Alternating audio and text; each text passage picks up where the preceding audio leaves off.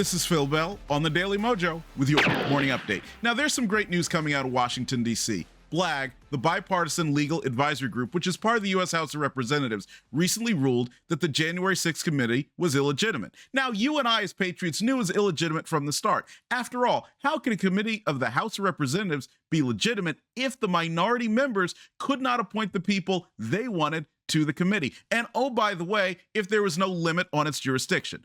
But here's the best part. Now that the committee has decided it was illegitimate, the January 6th committee, that is, there is a possibility that Steve Bannon may not have to report to prison because of the so-called contempt charges against him. But here's what we have to do next. It is important for us when we go to the polls, whether we're talking about the presidential election or otherwise, to make sure that we are supporting politicians that will keep the legal system within its constitutional boundaries. Now, the legal system only has two purposes. Number one, adjudicate disputes between individuals. And number two is to interpret the law. It is not designed to be there to destroy ideas that people don't like. It is also not there to destroy people that the left doesn't like.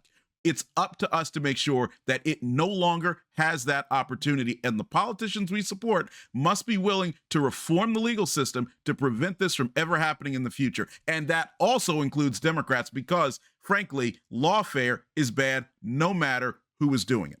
So what I want you to do, not only do I want you to remember that when you go to the ballot box, but I also want you to download the Daily Mojo app if you haven't already, and make sure you have notifications enabled. That way you will be among the first to find out what's going on and how you can get involved to make sure that America stays great.